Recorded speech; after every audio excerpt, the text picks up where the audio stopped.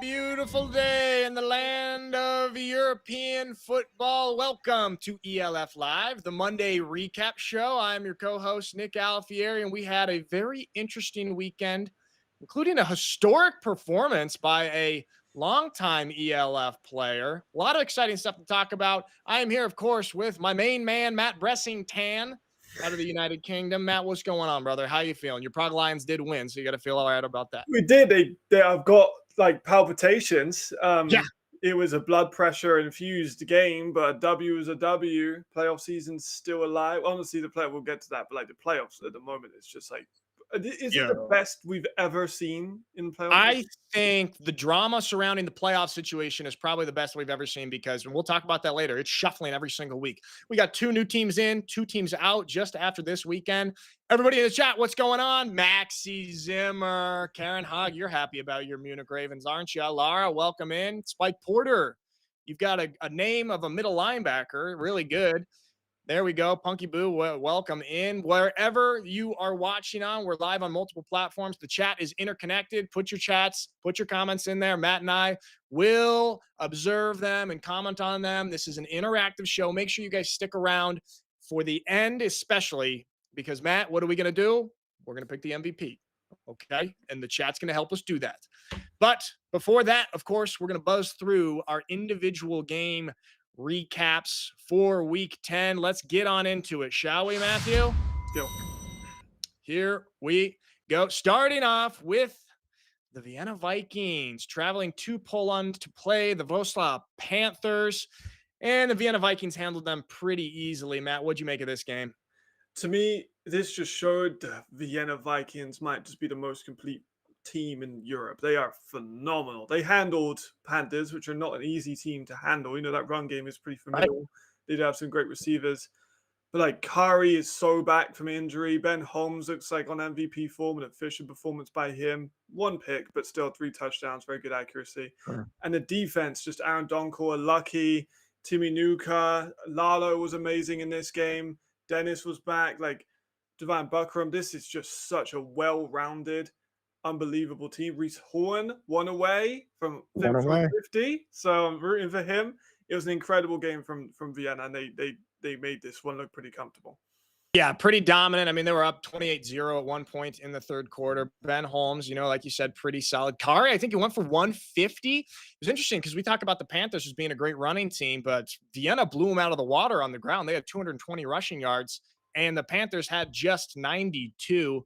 Ben Holmes didn't get sacked once. Your boy DJ Irons got sacked 3 times. So just, and they also, the Panthers, while at home, they had double the amount of penalty yards. And when you're playing a team like the Vienna Vikings, man, Eastern Division foe, you can't be sloppy like that with the penalties there. Not really surprised by this at all. Matt, did this game kind of solidify in your mind right now that the Vienna Vikings are top of the food chain in the ELF? Yeah, I think so. I think that 1 loss to Ryan, maybe just a bit of a blip. One maybe they needed towards, they've been comfortable in the regular season throughout the years. They've ended up maybe getting a bit slapped in the playoffs at times, like in the face, and it kind of wakes them up a little bit. Then they get into it. But this time they've had it early. They can then go into the rest of the season in full momentum. And I think they could make a really, really deep run. That might be the favorite to win the whole thing. Yeah, absolutely. And they're chomping on the bit to get back to that championship game after last year.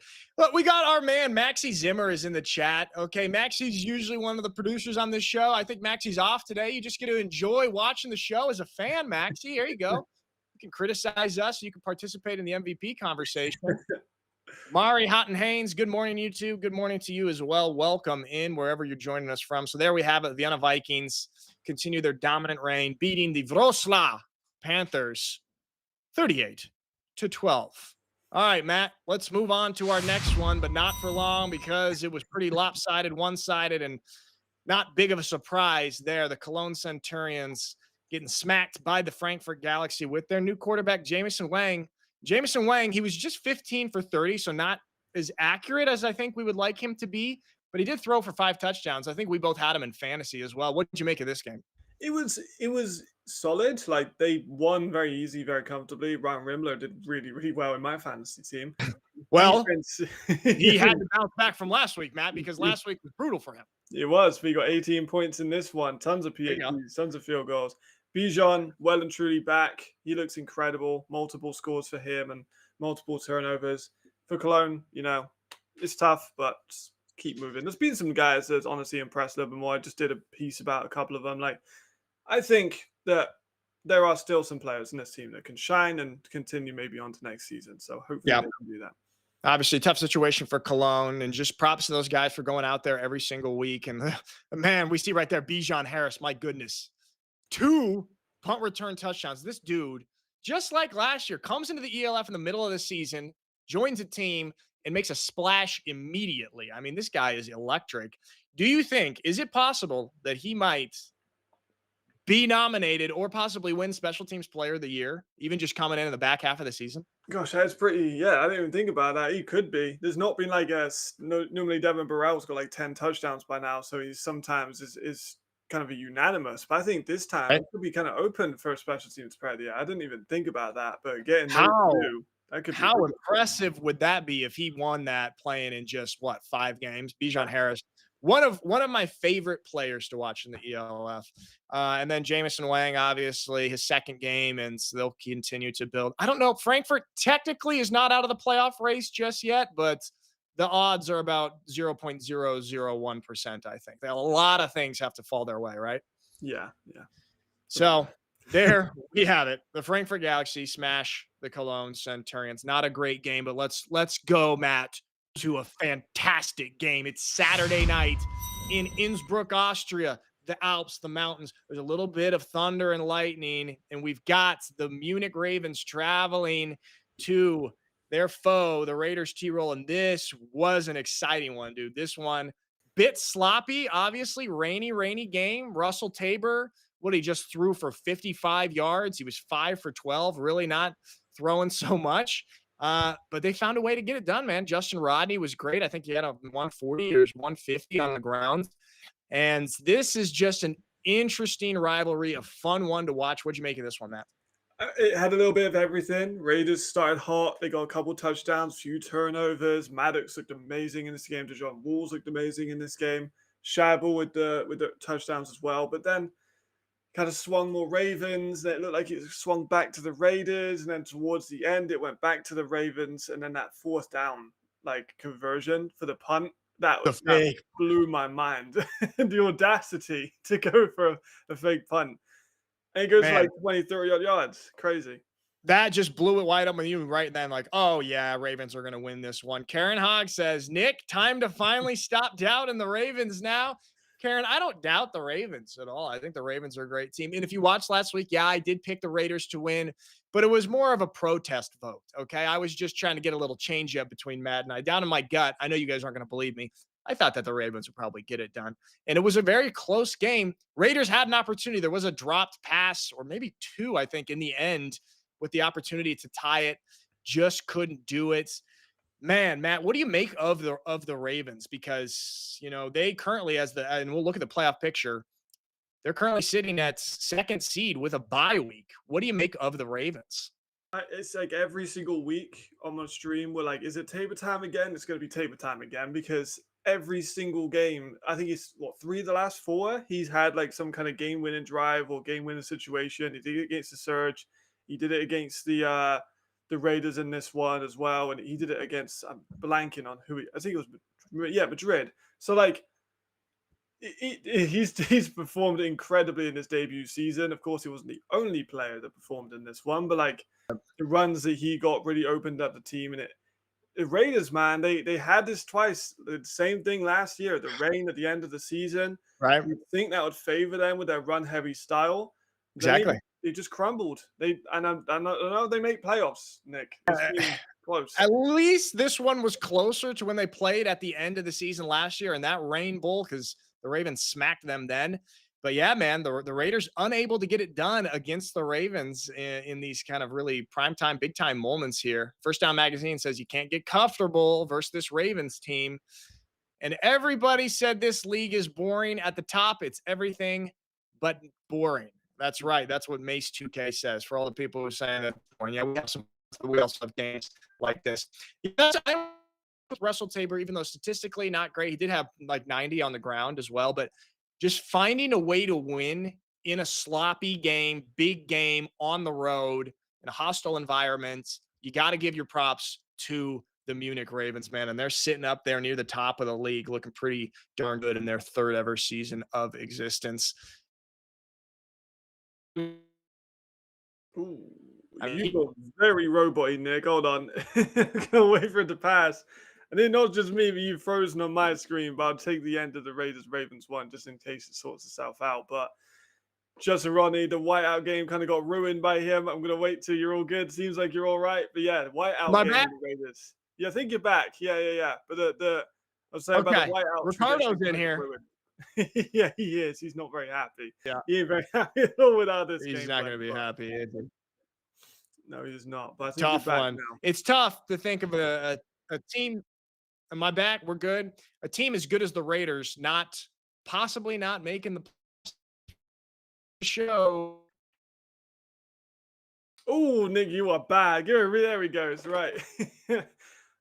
I'll give it. I'll You finish know off what? with. I'm going to leave, Yeah, Matt. I'm going to come yeah, back. yeah, yeah. You do that one. I'll take it over. What I was about to say was, I believe it's such a good team missing out on playoffs is perhaps unfathomable because they are 5-4. They have a tough schedule. They got to play Madrid.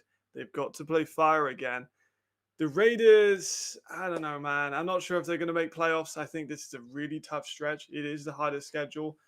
Ricardo will remind me of that in just a second in the comment section. It is the hardest schedule in the league. But if they do make it, it might be the most battle-tested playoff run we've ever seen. And it all roads lead to 8-4. Nick, are you back? All roads lead to 8-4. My back, can you hear me? I can hear you fine. All right. Sorry, we were talking about rain in Innsbruck. There's a lot of rain here in Schwabish Hall affecting the internet.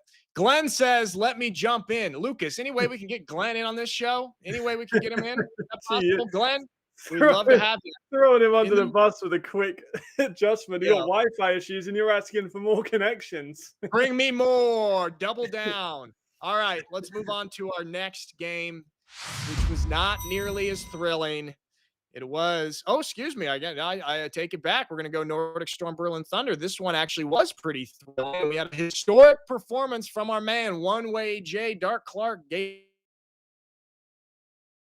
Oh boy, you're out again. Right. So, historic performance by One Way J. German Wi-Fi isn't the greatest, folks. 7 touchdowns, broke his own record for also the yards in the air with a total of 519 against the Berlin Thunder. This was just a performance you got to watch. 4 receivers with over 100 yards. I'm pretty sure this is the first time that's ever happened in ELF history. 2 players with hat tricks touchdowns. Again, I'm pretty sure that's a league first as well. Botello Moreno extends his touchdown record for a tight end during the season. Simon Fons did excellent. Bolio is the 4th player in ELF history to hit 4,000 yards in that time span. So congratulations to him. There's been a ton with this Berlin team. The turnovers have been a real problem. They had this, man. It was 2020 at halftime. They just lost some momentum. Those turnovers came in big. Ultimately, they were not able to really kind of get out their own way sometimes. I mean, 3 picks by Sullivan, not great. The running game, we've been harping on it for weeks, so it's not anything new that they can't really run the ball successfully. But Nick's still a black square. I'm assuming he's not back quite yet. But Tyler Foster, Shum with a great performance as well. Nikolai Schumann with a vintage performance for the former All-Star tight end. And I'm done with this game, Nick. If you want me to carry on for the next one. Matt, can you hear me? I can hear you all right. I've wrapped up basically every storyline in this game. If you want to go on to the next, or if You wrapped it up. There's one thing that I want to say about this game. I'm sure you said it all. Berlin actually finally outrushed their opponent. Oh wow! I didn't know you said that. Okay, kind of crazy. They had 87 rushing yards to Nordic's 54. Oh my God. That's impressive. Okay, that's impressive. Berlin never does that to be the rushing team in a game. We'll call that historic as well. Not quite as historic as Jadrian's 7 touchdown, 500. But there you go, Berlin. Way to go. So, Matt, you covered it, I'm sure. Let's move on to our next game. And not so exciting. Oh, Robot in this Nick, you're game? back again, brother. Oh, we're having a tough one. Hold on. Hold on. Am I back? You're all right, but you're I'm very in all and out. Don't worry, everybody. I'm leaving. I'm moving out in 8 days. We won't have to deal with this nonsense anymore. I'm going to a city that'll have faster internet. Is it okay? Can you hear me, Matt? I can hear you again, but you're still jittery. Uh-oh. You know what? Take this game, Matt. I'm going to try and refresh. There we go. Right, I'll take this game: Madrid Bravos versus the Helvetic Mercenaries. I mean, it kind of does what it says in the tin. To be honest, this was a dominant performance by Madrid, start to finish. Run game was performing well. Selig and Molina might be one of the best running back duos in the league at the moment. Two very successful running backs, multiple scores on the ground for them, 5 in total on the ground. Aaron Cruikshank with his touchdowns. Congratulations, Aaron Cruikshank.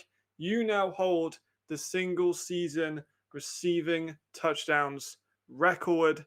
He had 17 going into this. He was tied with Reese Horn, Kyle Sweet, Markel Castle, all these legends. He now has number 19, the first receiver to ever hit 19 receiving touchdowns in a single season. So congratulations to him.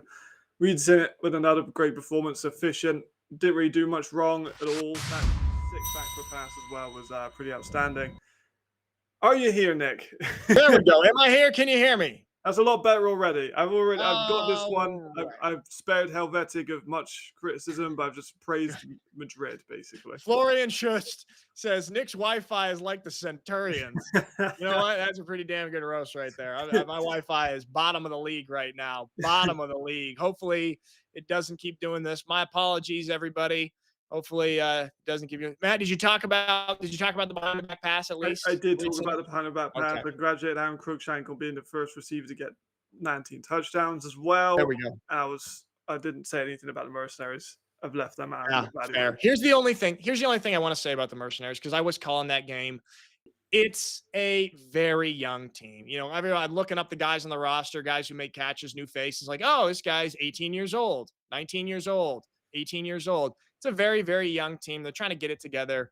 Their interim head coach Fitzgerald is passionate. Like, he was out there arguing with the officials, you know, just all the way down to last tick of the clock, trying to make something happen. So kudos to them, but also kudos to the Madrid Bravos in that high-powered offense. The only other thing, Justice Selig back in the ELF after injury. He did go down at the end of the game. Not good for the Madrid Bravos, who are looking to be in that playoff hunt in the back half of this season. All right, Matt, should we move on to our next game? Yes, we should. Also pretty interesting, the Rhine Fire and the Hamburg Sea Devils, Matt. This one, I kind of, you know what I liked? I liked the Rhine Fire using Jonathan Scott a little bit more in the passing game. Somebody in the chat said it last week, like, stop trying to make him what Glenn Tunga is and trying to use him the exact same way. And they kind of, maybe they watched the show, maybe they saw the comment, because Jonathan Scott he was more effective in the pass game than the run game. He had 6 catches for 60 yards. And then obviously Pope and Quofi really crushing it there for Chad Jeffries. But dude, 3 minutes left in the third quarter. This is a 1-point ball game. Hamburg is in the red zone and they fumble, lose this opportunity. And then it kind of gets out of hand. What'd you make of this one? This was I think you described it pretty accurately. It was a weird game. It was just kind of strange. Like, it felt like Ryan were pretty much dominating every statistic. You look at the stats, Chad Jeffries had a great game. Like, you must have heard some of the criticism. And then small things like fumbles and goal lines and just Hamburg's quarterback going out again. Like, Leon's come out multiple games now with injuries, which isn't a good sign, especially at this point in the season. Like, it's tough. Chris Mackay with another good performance. Like, it was just kind of weird. I don't think this was it was a win for Ryan, and ultimately that's going to help them with playoffs come the end of the season. But it's not one that I'm going to want to sit in tape study in with those coaches, because I think there's going to be a lot of critique, especially around allowing only a 12-point victory. I think coming into this game, they were like 20, 21, 22-point favorites. Yeah, I mean, I think a lot of people were surprised about how close this game was, even all the way up into the third quarter here. Mace 2K says, best statistical performance from Chad this season. We've been kind of critical. He's thrown the ball, 13 times a game, whatever it is. He went 25 for 28, 371 yards, 4 touchdowns and no picks. That's kind of like the Chad of old. We'd like to see that. And then our boy Glenn does say Scott looks nice in the passing game. I mean, he's no Glenn Tunga, of course. But you know Nice. what? He does. I love to see Glenn giving a little love there to some of them. Interesting thing, Matt, we'll touch on it. As of right now, Ryan Fire back in the playoff conversation. So, although not necessarily the prettiest win, it is moving them in the right direction. Yeah, Mace 2K, 158.3 QB rating. There you go, Chad Jeffries. There you go. So, Ryan Fire beating the Hamburg Sea Devils just by 12, but getting away with the win. All right. Let's move on to our next game. Matt, am I still okay? Can you hear me all right? You're perfectly fine here, Nick. And I know you want to talk about this one, so your wife has going Woo. to have to come in. There we go. I hope the internet holds up for this one. The Paris Musketeers traveling to Stuttgart for the rematch of what was a defensive battle the first time, a 6-0 win for Paris. And this one, well, the Stuttgart Surge defense really held up. Paris didn't score until the fourth quarter there. Very, very impressive showing. I'm devastated that I didn't get to go to this game because I had to call the Mercenaries Bravos game. Talking to people there, it was a playoff atmosphere. This is a divisional rivalry. Saw Riley Hennessy, as we see right here, taking off, getting it done with his legs, lowering the shoulder. And Matt, you said the fourth down fiasco guys have a new nickname for Riley Hennessy. What is it? Yeah, they got Big Cognac. That's the name of Riley Hennessy now coming into this one. He's got himself an official nickname now There from we the go. fourth down fiasco boys. But I mean, he played well. He played efficiently. Like he didn't do much wrong. Got a rushing touchdown as well. Like I think people underestimate that. Like Hennessy's a pretty big guy, and he gets like a lot of rushing touchdowns, especially this season. Yeah. That's been quite an important part of their offense. But the rushing game for Paris was not there, and that's kind of what they need in order to succeed on offense. They need that run game to open up defenses, and it wasn't really there. And end up they kind of got dominated, like start to finish. They didn't really have many answers. It's completely weird how this series went 1-1, two very different games. But Yeah. guy looks incredible. He's really the last few games he's been in full on playoff form. So that's going to shake up the playoffs like crazy. That double pass right there, Mike Harley Jr. throwing it and Geyer catching it in double coverage, as Lara says right here. It's interesting because Geyer was a little bit quiet in the first half of the season, but he's stepping on the gas here in the second half of the season. And man, it was just a great showing for the Surge, who are trying to really solidify themselves as a top tier team here after having a couple of losses. What do we think of those neon jerseys? Florian says those are so damn good. What'd you make of those, Matt? I liked them. I think me and my chat were discussing this. Someone's like, I don't think many people were fans of them, but I liked them. I thought they're individual. And finally, Nick, not a camo alternative jersey. I know people are patriotic. I understand. But like, I'm so glad we got an alternative jersey. Paris have a beautiful alternative jersey. And I liked this Stuttgart one. It was different. It was flashy. It was original. And I was a fan. Yeah, absolutely, man. It is interesting. Both teams rushed for the exact same amount of yards, 111 yards. But Paris, man, they couldn't get into the red zone. They had no red zone. Like their only touchdown was the big, 45-yard bomb. And Stuttgart was 4 for 4 in the red zone. They're really, really efficient when they get down there in the red zone. That's where I think Riley Hennessy does such a good job. Like he's not the flashiest player, as you said. A lot of times not the biggest highlights, but he gets it done. He takes what the defense gives him. And so Stuttgart Surge really wanted the win here, and they got him. Shout out to my boy Cody Pastorino and Johnny Brenner for their defense right there, because that was a big point of emphasis this week. So the Stuttgart Surge winning the rematch against the Paris Musketeers 26-8. All right, let's move on to your boys, I think. Matt, is it time to talk about the Matt Bressington TM Prague Lions with the Fahervar Enthroners? Low scoring game here, a little bit closer personally than I thought it would be. Matt, what'd you make of this? I mean, we talked about Alto jersey as well. Here's my pitch for the Prague Lions. Can we get like a black Prague Lions one with red trim? That'd be so sick. Unite the city of Prague. That'd be cold. But this one, this was weird. This was a very strange game. Very low scoring, as you can see. 0-0 in the first quarter, 3-3 in the second quarter, and then 0-0 again in the third quarter, and then just one touchdown late in the fourth. Like It was strange. Enthroners, though, I do want to give them credit. Very much improved over the last half of the season. Like they've made some good roster moves. I think Potter is a very good linebacker. We talked about him as sign center. John Cole's been a great signing. Dennis has been a great signing. Kane offensive line looks good compared to who they had before. They haven't been perfect. They're still signing receivers that are injured to play E, but still vastly improved from the Enthroners standpoint. Pullman, kind of a rough debut, tested Ken Hike way too much. Ken Hike is an elite corner in this Yeah. league, and I don't know why they kept going at him, man. Like he's too good. He got that like Richard shirt as a Sherman big fan to have that like tip at the end of the half that fell into the safety's hands was like reminiscent of the game against the 49ers. But yeah, this was a very strange one. Prague's offense, there it is. Prague's offense, man, Yes. couldn't get started. Only 77 yards from Smith, and Oof. a lot of that was on that Willie P play that got the Right. touchdown. He just looked a bit gun shy, Nick, to be honest. Like he was holding it, holding it, holding it. Looked like he saw someone and kind of like saw an edge and then would kind of like scramble and got sacked. Like it was strange. Yeah, man. I mean, he was sacked 5 times. You know what a crazy stat is? So Smith threw the ball 11 times. Pullman in his ELF debut threw the ball 58 times. Talk about a different offensive strategy. I mean, he was just letting it fly. And like you said, testing a little bit too much. Guys like Ken Hike wasn't really working out. What do you make of this, Matt? I mean, I think the Prague Lions, obviously, it's good for them to get back in the plus 500 category. They went on that 4-game win streak.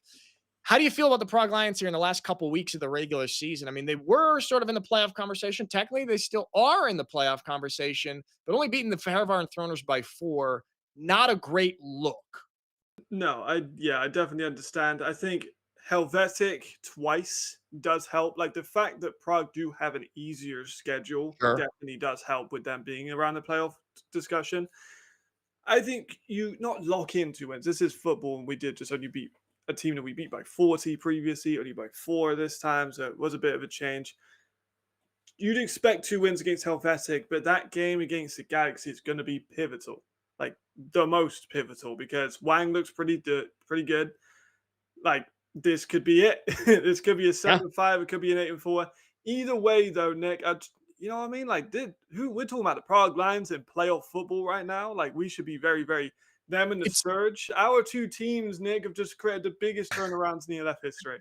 unbelievable. And I don't want to say, Matt, that you and I have anything to do with this, but I mean, it's an interesting coincidence, isn't Yeah, it? that's what I'm Isn't thinking. it? You know what I Who knows? Who knows? Well, this is the thing with the Prague Lions. Obviously, they have a pretty easy back half of the schedule here. Frankfurt will be their biggest test, a new Frankfurt team. And then you look at a team like the Madrid Bravos, who are also in the playoff conversation. They've got a pretty tough final few games. They've got Munich, they've got the Raiders, and then they've got the same Frankfurt team. And so it'll be interesting to see how this plays out. But the Prague Lions back in the plus 500 category, beating the Fehervar Enthroners 10-6. So there we have it. Those are our individual game recaps. Lucas, will you throw up the graphic of everything here? Matt, talk to me. What was your favorite game of the weekend? I mean, it's hard to really argue with the Raiders versus Ravens game. Incredible scenes were rather cinematic as well. I know you're a cinema guy, and that kind of looked like a movie. Had back and forth, a great bit of defense, great bit of offense. It was table time again. Like playoff implications are crazy, and they actually take the best of 7. I know I'm an NBA fan. You're an American sports fan, obviously. Game of 7, they've just won, Yeah. so I think that's gonna be quite big for that. There we go. Speaking of cinema, I didn't see who wrote the comment there, but in the second half, actually the whole game of the Bravos Mercenaries game, I was for every touchdown pass that Reed Sinnett threw, I revealed one of his top 5 favorite movies from the interview that we did with him That's last before the preseason there, and he ended up throwing 4, so people got to get some of those Reed Sinnett cinema recommendations. I'm with you, man. I love that Raiders Ravens game. Awesome. I'm sitting in my apartment Saturday night watching that. Got it on multiple screens, taking it down to my bedroom as well. Just couldn't take my eyes off of it. And it was fun to see the Stuttgart Surge kind of smack the Paris Musketeers there. That was a pretty impressive performance. I was happy for some of my fellas there. So I like those. Lucas, will you throw up the playoff picture, please? Because we've been mentioning it and it looks different than it did. We've got 2 new teams in and 2 teams out. The Bravos are in and the Rhine Fire are back in. Paris is out and the Raiders are out. This is wild. This is changing around so much. Matt, what do you make of the current playoff picture? It's going to be insane. I think we can expect Nordic to be in that number one seed. We would expect towards the end of the year. They are undefeated. They got the Mercenaries game. They need to kind of get back from earlier, but I think they should be fine. I think you expect them to be number one, which means that one of the the Ravens or the Vikings are not going to get a bye week, which could be very interesting to see how they deal with that. And then how crazy it is. Jack Del Rio might not be in the playoffs in his first season. That's insane.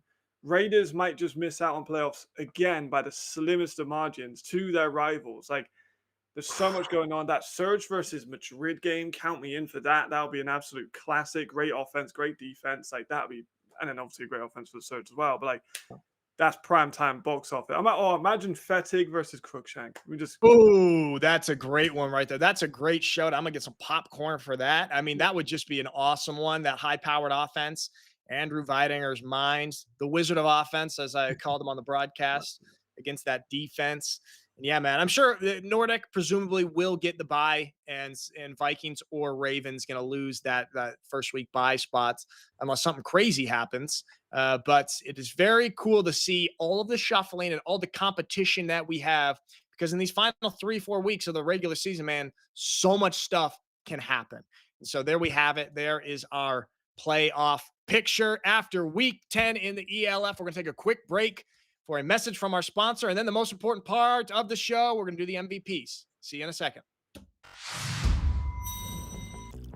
Maximize your water and detergent savings with iDOS and the Home Connect app with Detergent Scan.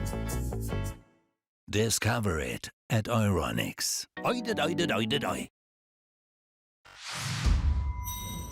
There we go. Shout out to Euronics for putting on ELF Live, sponsoring this show, making it a reality. And now it's time for the Citizen MVP of the week. You guys know the drill, okay? We're going to talk through some of the guys that we think should be in the conversation. But chat, this is where you guys really come into play, because we're pretty undecided. We're pretty locked in on one, pretty undecided on another. Let's go through the guys that we have in the conversation right now. And we're starting off on the defensive side of the ball. Bijan Harris with the 2-2-2. 2 interceptions, 2 punt return touchdowns, and 2 PBUs. It's a pretty damn good stat line. How crazy is that, Matt? 2 picks and 2 punt return touchdowns. I know it was against the Cologne Centurions, but Jiminy Christmas, man, that's pretty damn impressive against anybody. All right, who we got next? Well, that's quite cool. And by they, I mean, I call him Poison, but Curry was also an excellent player this week. 16 carries, 147 yards, nearly 10 a carry, which is incredible. And a touchdown, very dominant. He's back from injury. The game ran through him, and he was phenomenal. Absolutely. And then another running back in a wet, muddy game, Justin Rodney, 20 carries, 131 yards, and 2 touchdowns, and was really probably the key to that victory in this run heavy game. So Justin Rodney also in the conversation. Matt, who we got next? Nicholas Schum as well. Bit of a breakout season from him this year. He's been incredible. He finished with 7 catches when the graphic comes up. Eventually, there we go. 7 catches, 114 yards, 2 touchdowns, and a big performance. He won man of the match from Berlin's perspective as well. Is he going to win MVP for this week? Okay, we've got him in there. And then another offensive guy, the man in it to win it, Reed Sinnett. 19 for 23. He was picking apart the Helvetic Mercenaries, 276 yards, 4 touchdowns, doing it all. Some deep bombs, and then a behind-the-back shovel. Very Mahomes-esque. Reed Sinnett is in the conversation this week. And then, Matt, last but certainly not least, who do we got? It's got to be one way J. Darth Clark. They played the Star Wars tune every time he came on, which I thought was accurate because he was an absolute supervillain against the Berlin Thunder. 7 touchdowns, broke his own record with 519 passing yards, an efficient, effective performance. 4 receivers going over 100 yards. 1 receiver going over the 1,000-yard mark. 2 players get hat tricks, so either they could be on that as well. But Jadron for sure is got to be most people's favorite for this one, right? He's certainly in the conversation. All right, chat, talk to us, Matt. I think you and I are both sold. Jadrian's got to be one of the 2. I think we would be bad at our jobs and we would be deserved to get fired if we didn't have Jadrian nominated for MVP of the week. Glenn is pushing for 2 players from the same team. He wants Simon Fons, who had a great, what do you have, 3 touchdowns? He did. He had 3 touchdowns. I'll get you at the numbers as well, but he wasn't the only one. Adria, it's kind of tough, right? Because 2 players got hat tricks, right, and over 100 yards for Nordic. So, like, you know what? It's almost they cancel each other out. They're both so good that we can't get either one of them in. yeah, Maxie says, "Nah, we can't have 2 from." That's Maxie, the big boss. He says we can't have them. Sorry, Glenn. Sorry, Glenn. Ilio says Clark and Harris. Well, that's what I want to talk about. Chat, let us know. I know it's against Cologne, but that's a ridiculous amount of production from Bijan Harris on special teams and 2 picks and 2 punt return touchdowns. I mean, I know I could probably get it at least 1 interception against Cologne, as I am here right now. Yeah, but got 2 and 2 your career. Hey, there you go. 2 and 2 is pretty damn crazy. First Down Magazine says BJ deserves a nomination as well. How would you feel about that, Matt? I know you have a rule. You don't like to nominate anybody that plays Cologne or Helvetic. No, I don't. I mean, I could go. I could be swayed if the chat. I'm the people's champ. I like to call myself. Sure. The only person I massively disagree with is the imported brand who thinks Glenn should be in the MVP discussion. I think that's our boy Nathaniel Robitaille. Big Rose, a little bit just still out there. You know what I mean? Like, in the chat. a little bit confused with that one, but it's all love. I think defense should get maybe me and Maxie on the same page. Maybe you go 1 offense, 1 defense. People are critical of us for not going too defensive, which I think is unjust criticism on my ass. We've done that before. We've gone 2 defense. I'm gonna if it's up to me, I'm going Jadrian and Bijan Harris. I think that stat line is just too crazy to ignore. I think Jadrian's gonna win it, but I think Bijan deserves to be nominated. Chat, I know Karen Hogg wants Justin Rodney. Justin, I mean, he deserves to be in the conversation there. He was a big part of that win, but how can we ignore that, Matt? We can't. That's what I'm thinking. Because Roddy was great, and that long run was one of the reasons they won the game. Right. How often do you see 2 touchdowns, and how often do you see 2 returns, let alone in the same game? Exactly. I don't think I've ever seen that. I mean, we saw there was I forgot what it was, but early in the year we did see 2. I think it was Devin Burrell. He had a pick 6 and a kick return touchdown, and we were saying that's unbelievable. Mm-hmm. And he doubled that. He doubled that production. So I think we got to go Bijan Harris and Jadrian and Dart Clark. What do you think, Matt? I agree. Wikipedia saying 1 out of 8. That's just the people who won it. We've nominated more than 1. As you guys ultimately decide who wins it. So come on now, ELFpedia. Come on now. Hey, I think I'm with you. Yeah, you with me? I think I'm with you. Yeah, I think I go for. I'm good with that. I'm gonna go for Bijan, Glenn. I think not Glenn. I've been swayed. Glenn's in here spewing propaganda. Jadrian for the. So we go Jadrian Clark of the Nordic Storm, Bijan Harris of the Frankfurt Galaxy will be nominated for MVP of the week. You guys know the drill. Go on the ELF Insta story in the next 24 hours and you vote. I will say, Matt, I think the Jadrian will probably win it, but Bijan deserves to be in that conversation. He's just so fun to watch, man. Just so fun to watch. All right. So everybody, there we have it. Week 10 of the European League of Football in the 2025 season. Some blowouts, sure, but some really exciting games and some awesome performances as well. And Matt, things are going to be shuffling around every single week now with that playoff picture. It's pretty damn exciting. You got anything else for the people before we sign off? Oh, man. I don't know. Happy Monday. I'm going to go watch some more football. There you go. Studying up for Friday, And you know what? First Down Mag, you're right. Please, everybody, wherever you're watching on, leave us a like, a thumbs up, whatever platform you're watching on. It helps us get in favor of the algorithm gods to spread ELF football out to more people. So give us a thumbs up. And you know what? Leave a comment too. Leave a comment on the video on there. All right, everybody. Thank you, everybody in the chat, for joining us. Matt, pleasure as always. And we'll be back on Friday for some more ELF football. Peace out.